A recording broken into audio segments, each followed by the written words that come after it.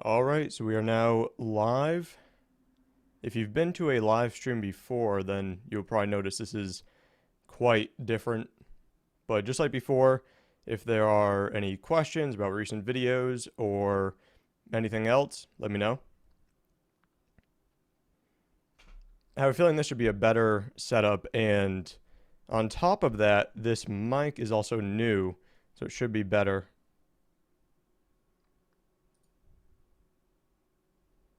So I just gotta pause it. I don't need my video showing. There we go. Thoughts and experiences with ketamine. I've not used it. Actually, I have not used any dissociative so far. So that is it for me to contribute there. All right, you have a quick question. What is it?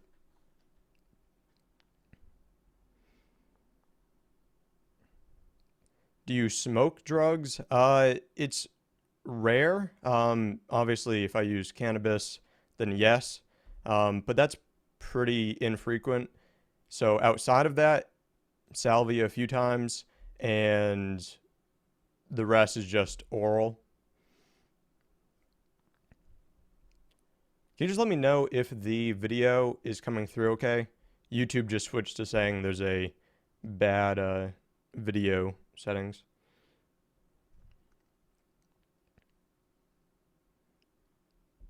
Is the video okay?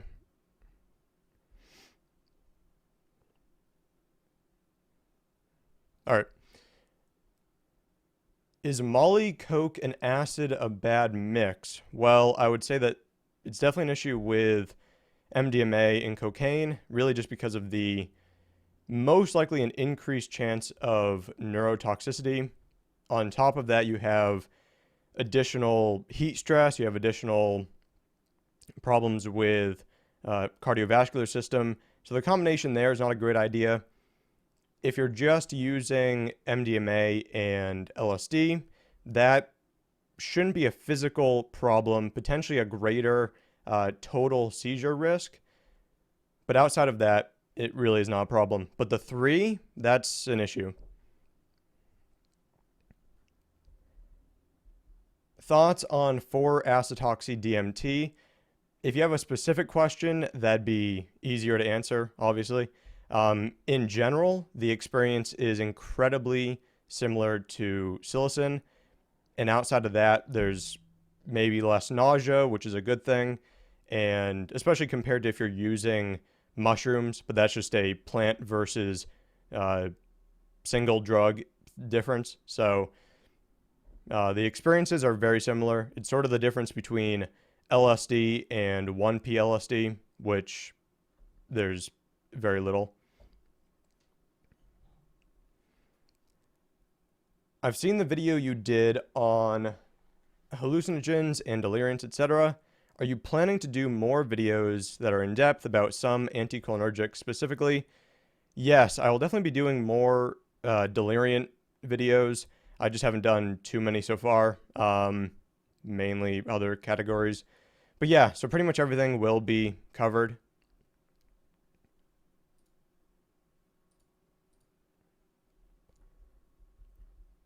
How do you know all this? It really is just research. So reading about pharmacology in general, which I do not proclaim to be an expert on. So, don't I try to not overstep with what I'm saying because clearly I can get into an area where I don't understand what's going on. So, I'm always careful to not go too far.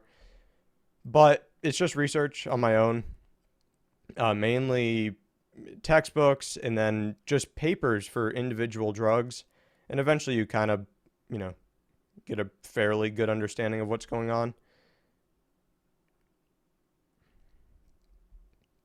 Please share how addictive opioids are. You said opiates, but I'm just assuming opioids. Well, it'll depend on the person. Obviously, they are more. I don't really like calling drugs addictive because it puts too much emphasis on the drug and less emphasis on the person, which is what matters. So, in that respect, they are more addictive than, say, LSD, obviously, mainly because they can be used in a escapist manner. So it's not clear in terms of how many people use, say, heroin frequently and then are truly addicted versus can use the drug frequently without an issue. That's not really clear.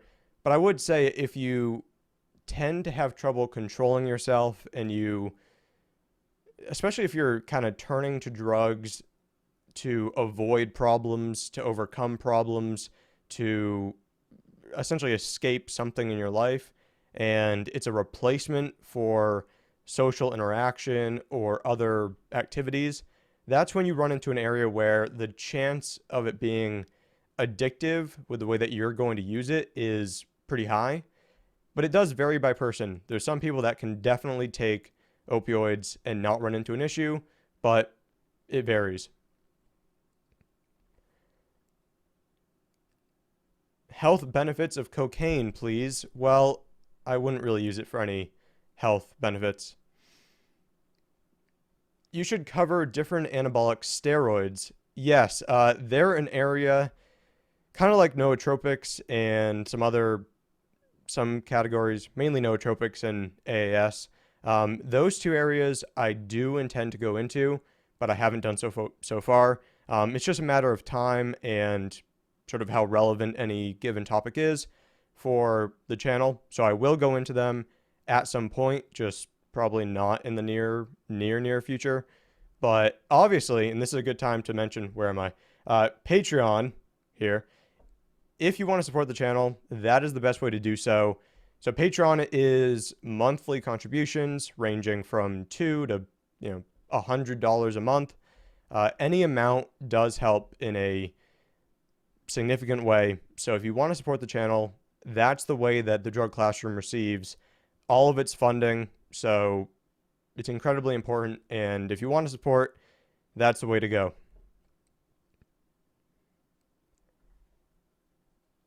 So hello to everybody who has been saying hi. What are your top 5 drugs that you use yourself? Honestly, I do not really use any drugs on a frequent basis. The only one is actually caffeine, which is incredibly boring. The other drugs I use 1 to 3 times and just sort of, see what the effects are. It's mainly important to see what the effects of a category are. Once you've experienced an opioid or two, you have a pretty good idea of what they do. But that's the way that I use drugs. So it's not common for me to take something frequently. And in terms of frequent drugs, it's just caffeine. How old are you, if I may know? I am 19. Any drugs you will definitely discourage in particular? Well, I've said this before. I consider deliriants, which are sort of the least used of the hallucinogens. I consider those to be incredibly interesting. However, they're also the drugs that, simply due to their mental effects, combined with their duration and other factors, and if you're using ones from nature, it's physically dangerous for a number of reasons. But even just for the mental effects, I consider those to be the ones that you do need to avoid, with the exception being, really, you should have a pretty good understanding of how your mental state is, and a lot of people don't until it's poked with a drug. So, keep that in mind, and then you do need somebody to physically look after you, because you cannot trust the experience you're having. You cannot trust what you're doing. So deliriants do stand out from other categories. And I'm sure there probably are some individual drugs that not really the therapeutic index, but the safety ratio is so tiny that you should avoid them, but that's usually not a concern.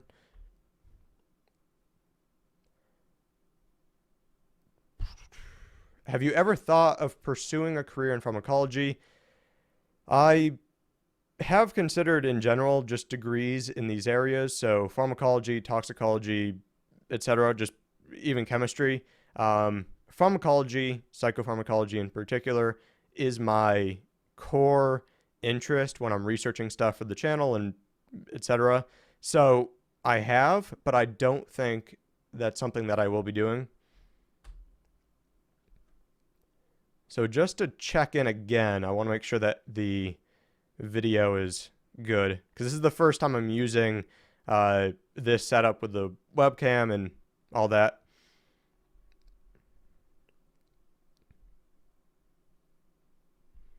So if you can let me know, that'd be appreciated.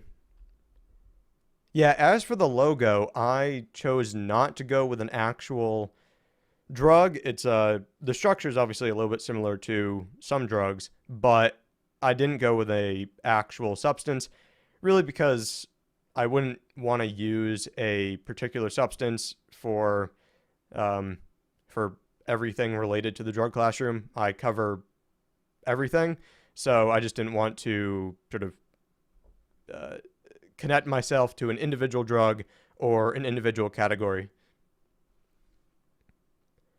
How old were you when you started this channel? From what I think, I've read on drugs that at one point this channel went down and you brought it back. Am I correct?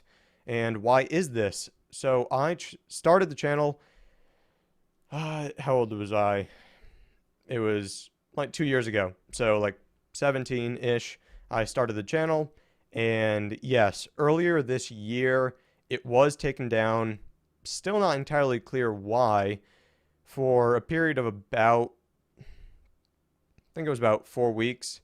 So I was able to talk with YouTube and get the drug classroom restored. And I have not had any trouble since then. So that's great. I still don't know entirely why, but at least it was returned. It could have been an entirely sort of mistake situation. I'm not sure that there was a true issue that they thought existed with the channel.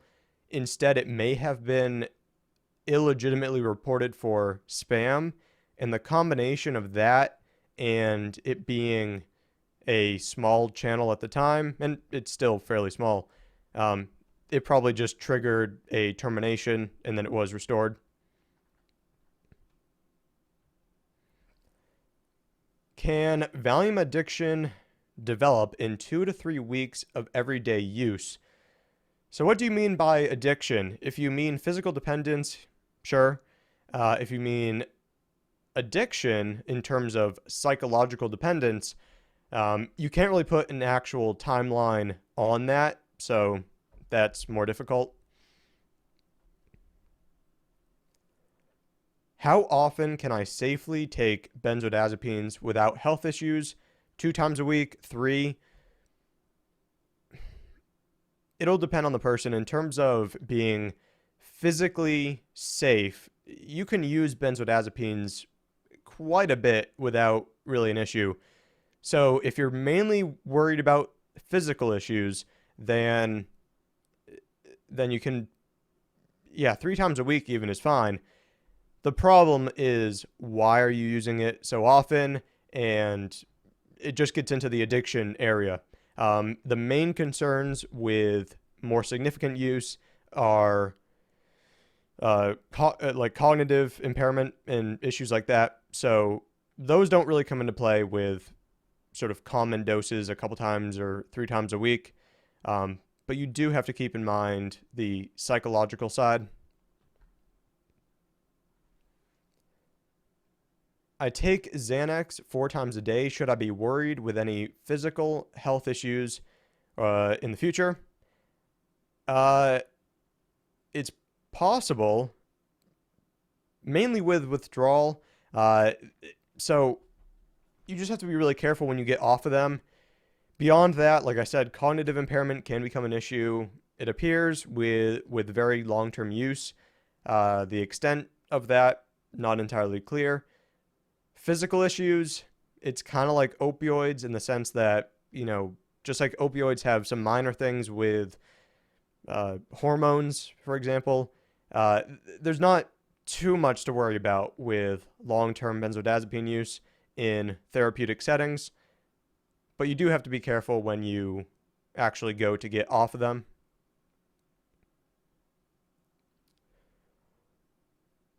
Will all drugs ever be legal? And this kind of ties into an earlier question. Would you decriminalize all drugs if you could? Yes, I would decriminalize, and not even decriminalize, I would legalize all drugs if I could. Obviously, I cannot, but honestly, the public support for doing so is incredibly low, and that's quite an issue.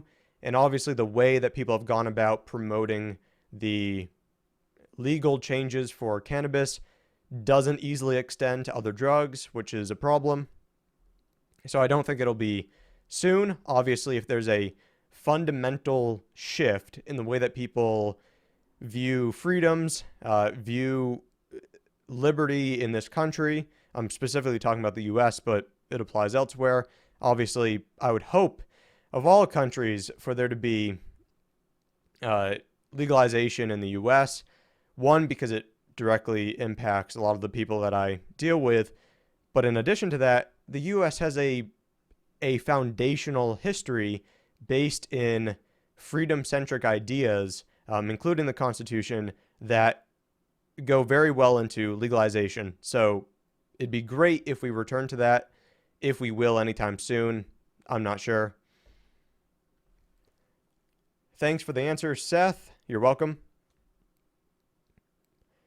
What will your next video be about? I am not entirely sure. I have not decided yet. I had a crazy last week, which was connected to the drug classroom, and you'll see the result of that in the next few days or so.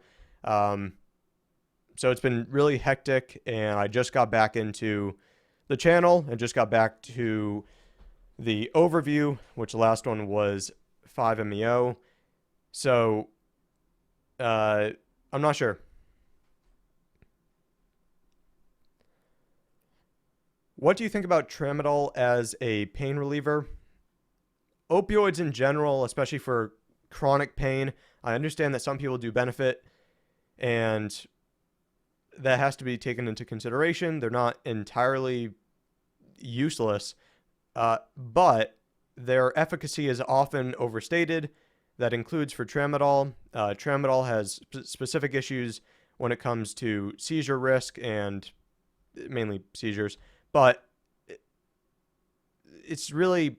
just depends on the person.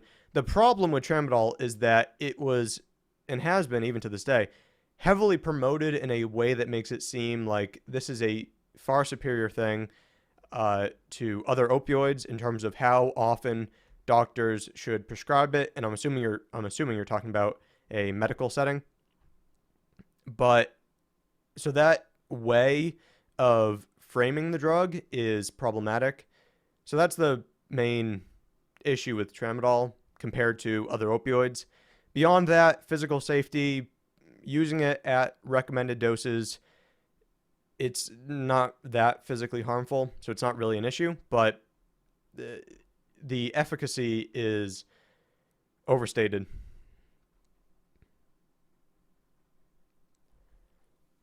Best way to kick Adderall. Is this a physical dependence thing, like medical settings? Is it a sort of mental dependence on it? Depends. What political party do you most identify with? Libertarian, but Gary Johnson is not a great representative of, well, even the party, but libertarianism in general, at least the form of libertarianism I identify with.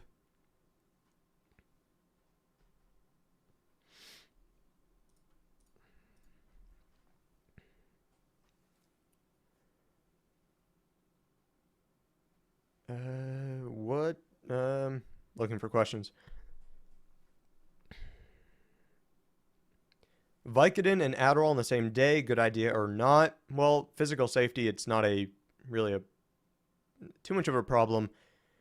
When you combine drugs in that area, it's mainly, well, it's not too much of an issue for over intoxication in terms of problems with dosing as much as if you're using a alternative depressant. But yeah, physical safety, not a huge problem. Assuming common doses for all of this.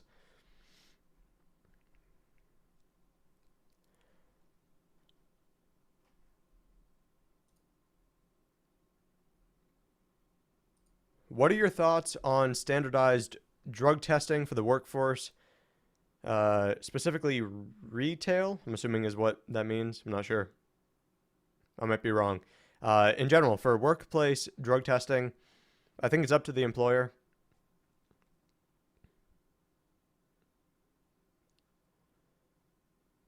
When do you think 1P will be scheduled? I have no clue. The scheduling process in terms of emergency scheduling, it's a mess in terms of trying to figure out when things will be scheduled. It's been a while, been around for a while now, so not sure.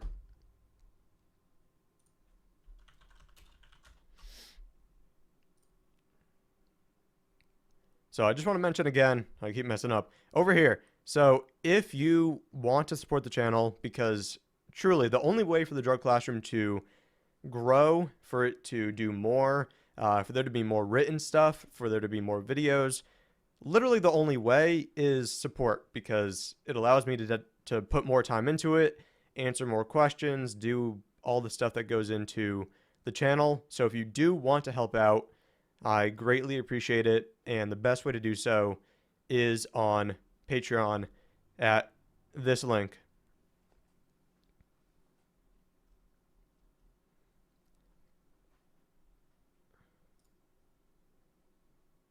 My question is, what drugs have you tried? Well, I can pull up the list somewhere. Somewhere. 2 seconds. Just easier. 25I, cannabis, nicotine, caffeine, salvia, modafinil, oxycodone, 4-FMPH, 4-ACO-DMT, Alad, 2-FMA, 4-HO-MIPT, alcohol, 4-hydroxy-MET, 3,4-CTMP, 3-FPM, phenibut, MDA, DMT, and that's probably it. Ish.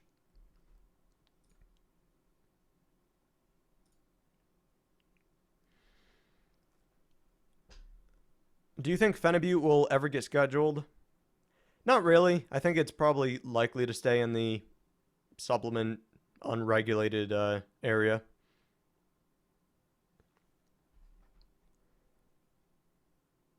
So what is your ultimate goal with the channel and your research?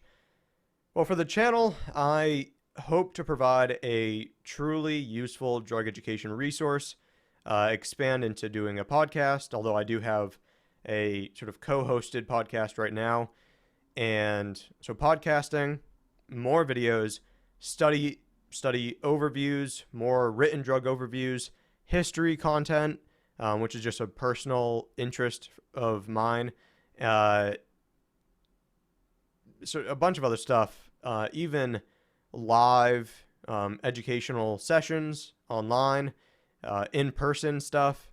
So there's a whole bunch of stuff. I just want it to be as useful a drug education resource as possible. So, and it's my primary interest, so it's also fun doing so.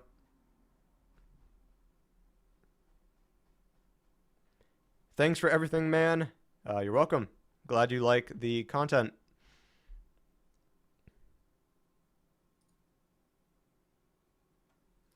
Do you let drugs know about these live sessions because they'd obviously love this? You're free to do so. The problem for me is I've talked a few times with the moderators. So what I do is I stick to a limit of 1 Drug Classroom post on that subreddit specifically per week. So if other people want to, they can do so. I just posted one on Reddit earlier today. So if you want to, that'd be great.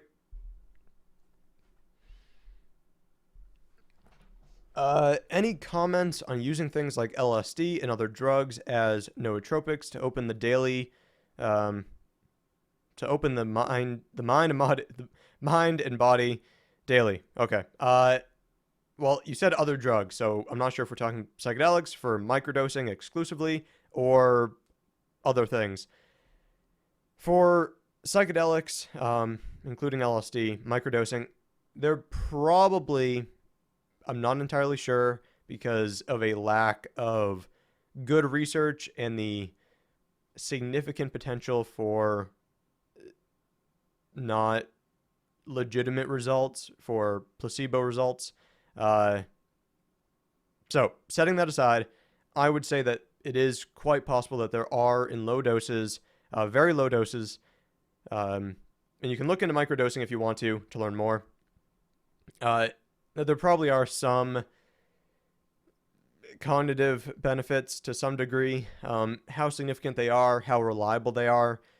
If you can do it more than 2 or 3 times per week, that tolerance does come into play even with low doses. So daily, it's not really recommended, but you know, it's an area where more research is needed. But I am genuinely interested in the results for microdosing.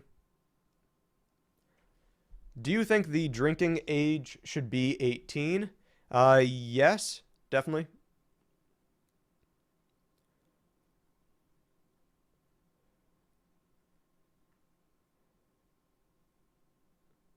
You're welcome. Uh,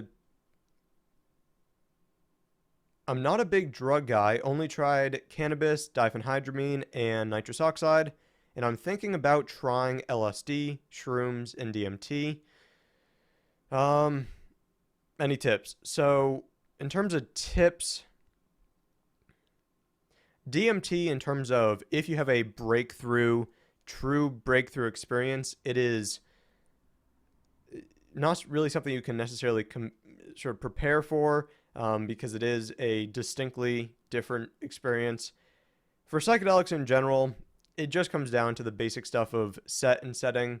So don't do it around people that you're not entirely sure about. Don't sort of plan out a bunch of stuff that could be annoying or dangerous to do. Avoid combinations. For your initial uses, I would recommend a low or a low common dose.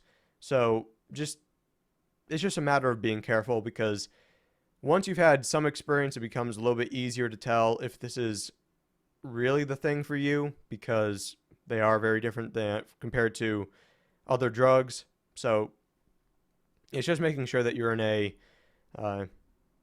if you're very anxious about doing it, probably avoid it. If you're depressed currently, you should probably avoid it. All these things. What is in the bottles of the red box behind you? Just some supplements. There's supplements over here and back over there too.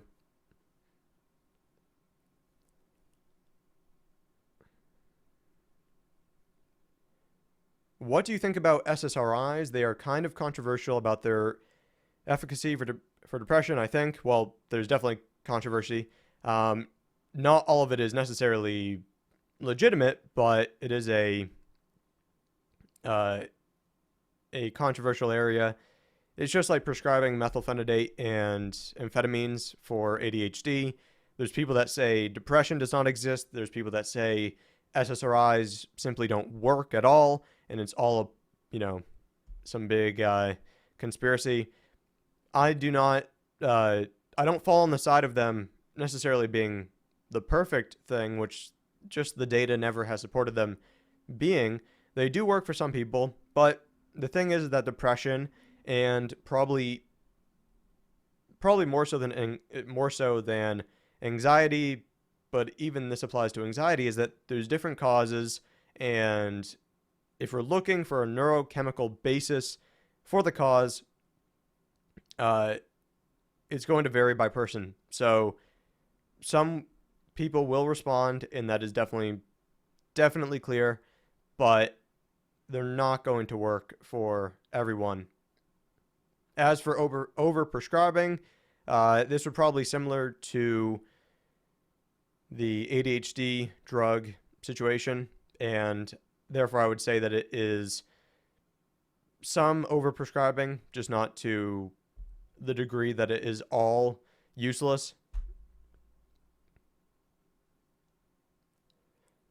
Can you explain why alcohol helps with my social anxiety?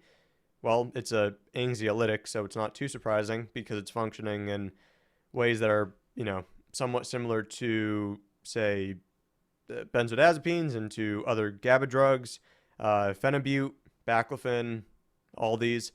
So it's not surprising. It's kind of just a core part of the drug. As for safer things, if you're not using it too often, safety, it's not really a huge issue. If you really have huge levels of anxiety to the extent that it is impairing, then you really should check out other options. You should go to a doctor, and most likely you're going to end up with probably like a benzodiazepine or something like that, and they do work. Safety wise, even for acute use and not chronic use, phenibut and benzodiazepines are probably safer.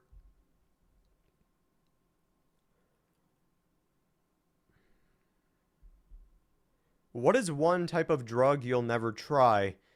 I'm not sure that there's really any type of drug that I would not try.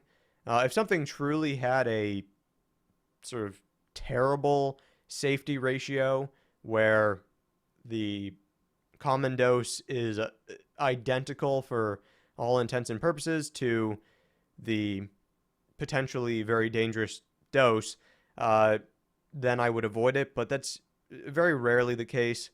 There are some drugs that are clearly in the toxin range more so than they're all drugs, but in the I think you get the point. More in the toxin range than the recreational or medicinal drug. Yet they're sometimes used like regular drugs. So people take quite a wide range of toxins that could be truly dangerous, and therefore I might not try them. But in terms of the usual categories of drugs, there's really nothing that I would actually not try.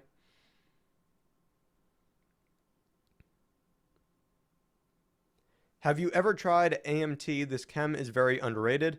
No, I have not tried it. How often can phenibut be taken safely?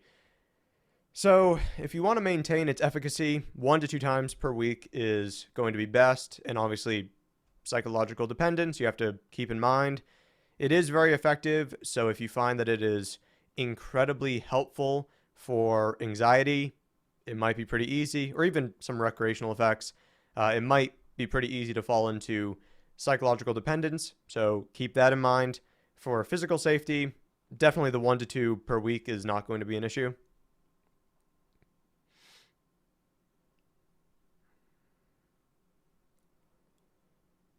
As being an educator, do you see a positive to drugs in society other than people dealing with their problems?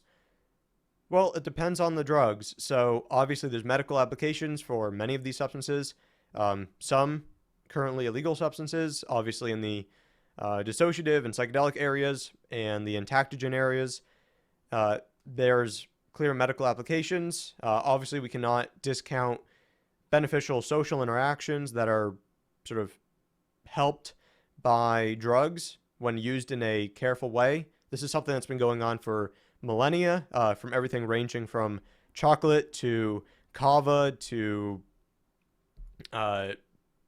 betel nut to there's a huge range. So cannabis, alcohol, all these. So it's clear that there are ways for drugs to be in society, even if it's just for social reasons, and it doesn't have to be a negative. So we can't discount that. And that even applies to something like alcohol. I'm not the sort of person who says everything about alcohol and the use of alcohol is negative. It's not, in my opinion.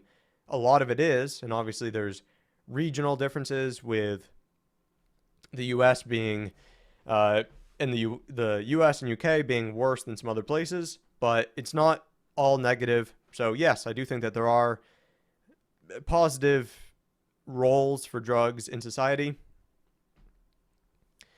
What are your thoughts on psyched substance?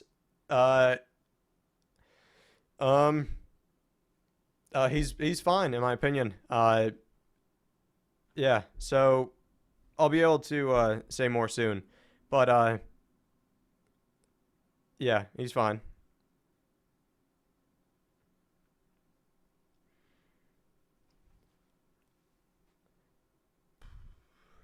Looking for other questions.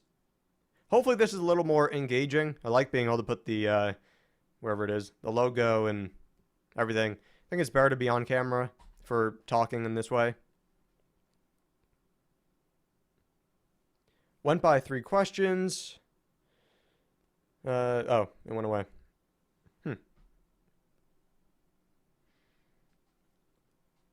Can addicts learn to use their drug of choice in moderation? Yes, definitely. There's obviously moderation management, which it's not something I'm super aware of. But I do a podcast with a an actual therapist who specializes in addiction, and obviously, therefore, I've heard about those things. It's just not my core focus.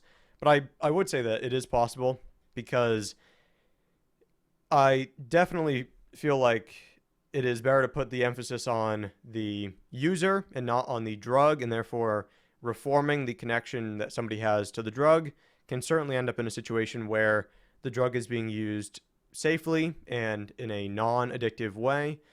So, yeah, I would say that it is possible. Not for everybody. Some people will benefit from maintaining a true distance from the substance, but it doesn't always have to be abstinence or addiction. So is Kratom now illegal? No. So what happened is it was pushed back. It's not currently illegal. There's going to be a public comment period, and this was partly due to it was sort of a combination of the public pushing back and then the public getting elected representatives, senators to push back. So that did result in there being a public comment period, after which we will find out if it's actually going to become emergency scheduled. There's also possible, it's also possible that it would simply go in the direction of not being emergency scheduled, but there being a move to permanently schedule in, say, a year or two. So that's possible as well.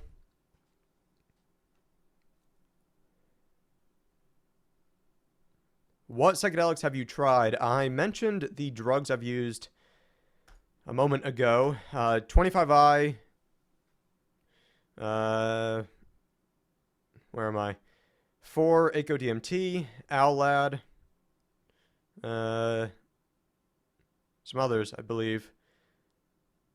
4-hydroxy-MET, and maybe some others.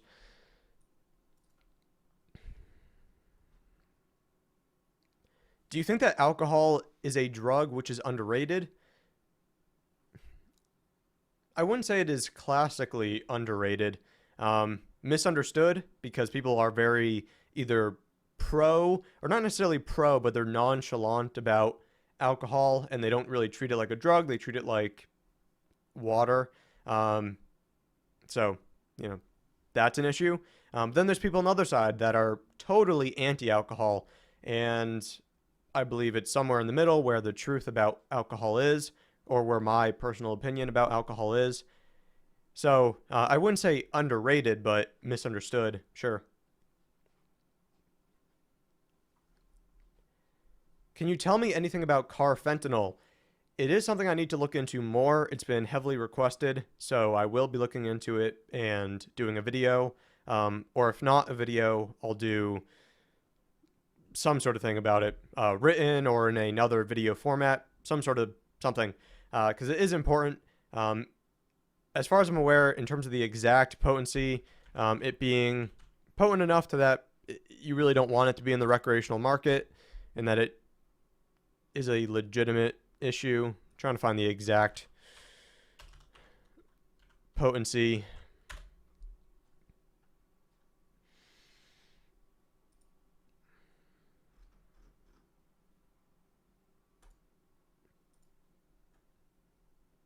All right, I couldn't find it. Or at least I shouldn't be looking around like this for while on camera. Anyway, so yeah, it's just a potent opioid. It is a legitimate safety concern, and unfortunately, it has appeared in the recreational market, including misrepresentation, and that's a true issue. So there's more legitimate data behind it, as far as I'm aware, compared to something like W18, which I talked about.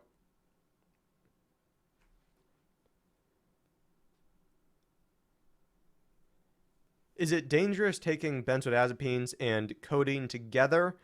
There can be dangers. If you're using it in a recreational setting, meaning that you're just kind of dosing haphazardly, or you're taking strong doses, yeah, it's not a good idea.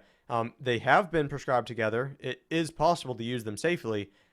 It's just you do increase the chance of risks. So if you can avoid doing so, it's just better to do so, just because you'll remove the chance of potentially dangerous errors that can creep up pretty fast.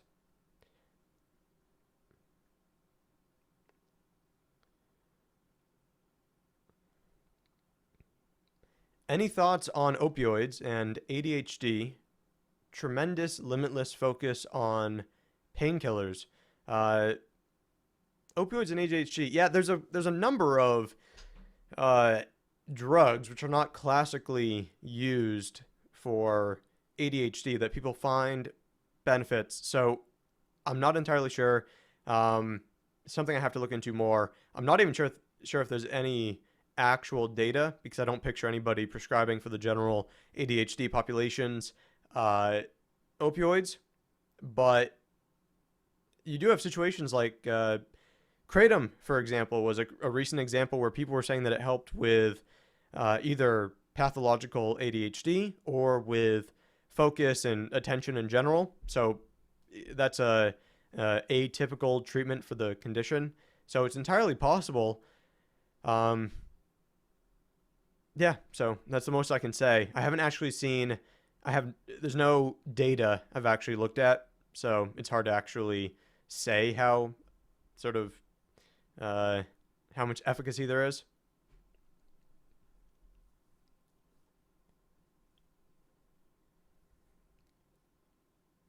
Does kratom have stronger effects than phenibut? Is it as safe? They can both be used safely. Stronger effects.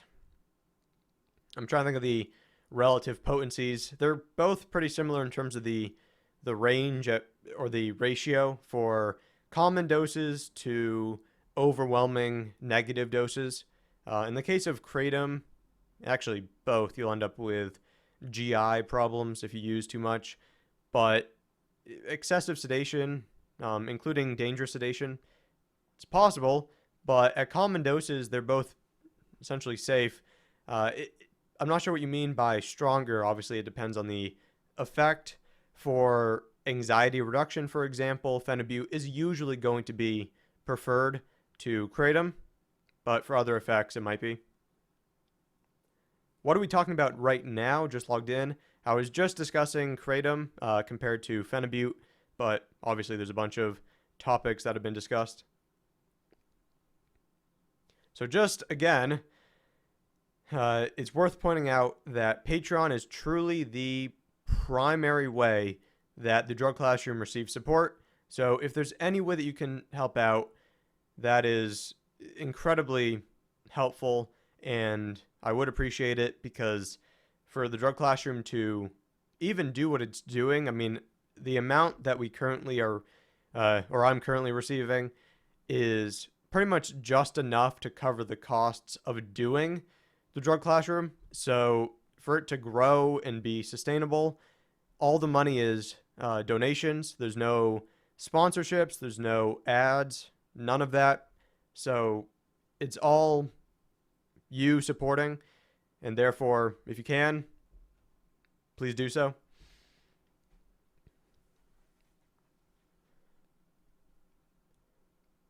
Thoughts on getting clean with buprenorphine or methadone? Or is it better to just go cold turkey, in your opinion? A lot of people are going to have a much easier time using a replacement therapy, whether it's just for getting off or as a true replacement for long-term use. Obviously, it's safer to use them compared to illicit opioids.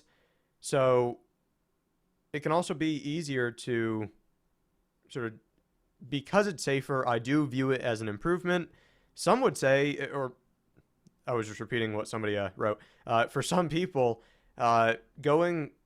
just stopping is entirely doable. The withdrawal is effectively not physically dangerous. It's just physically unpleasant.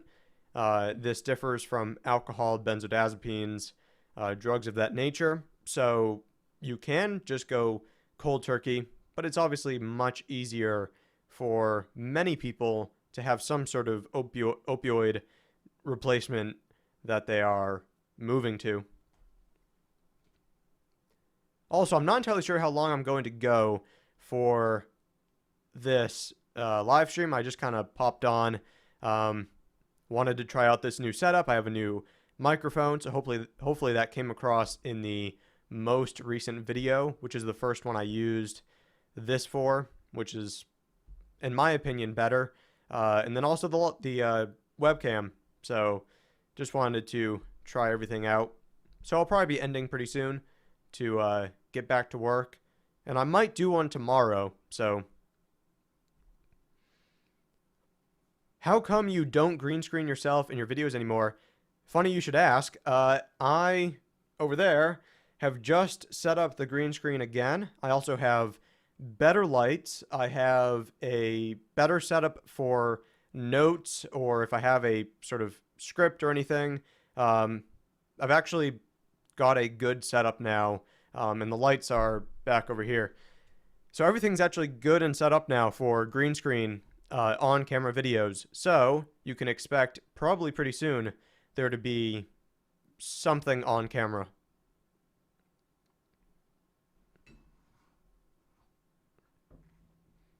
Just 1 second.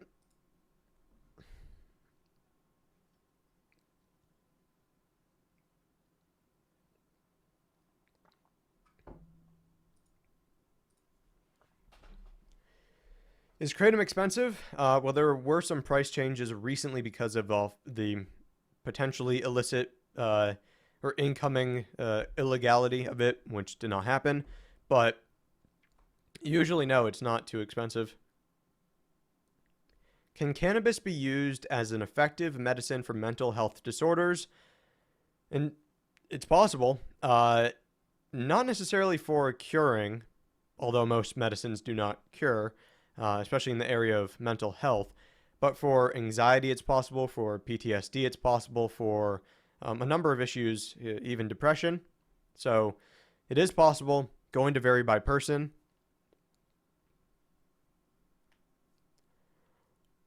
Do you think that this is a good effect? Oh, pertaining to your previous question.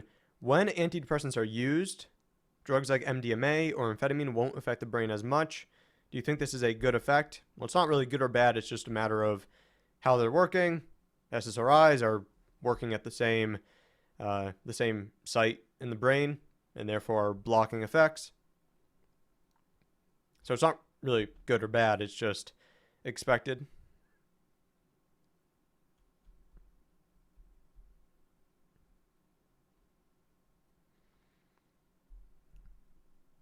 Could you please live stream a little bit earlier? Actually, this is pretty late for me, even in the US. It's like 9:30 here now, I think. And so yeah, if I do live streams earlier, it'll be like afternoon your time. Because I do have a good chunk of people in Europe, So I do want to reach them.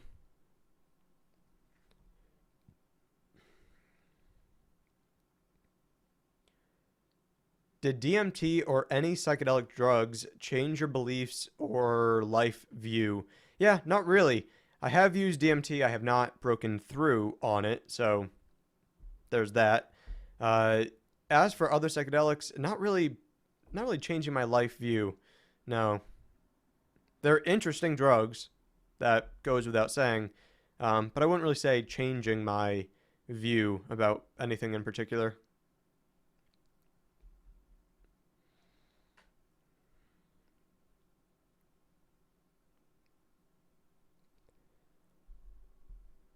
I don't think it's wise to mix SSRIs and MDMA. Don't you risk getting serotonin syndrome? Yeah, you shouldn't use them together. A lot of the effects, that being said, will be blocked on the MDMA side.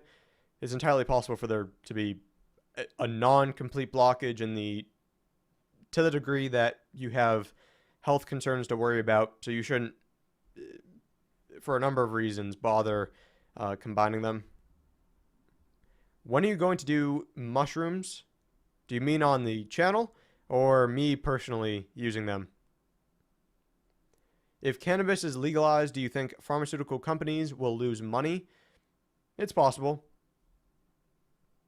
Obviously, there's some, whether it's in epilepsy or depression or other mental disorders or MS. I mean, there's a huge range of areas where cannabis may step in and replace pharmaceuticals for some people. It's not going to be a cure-all and replace all pharmaceuticals, but it's possible that some companies would lose some money.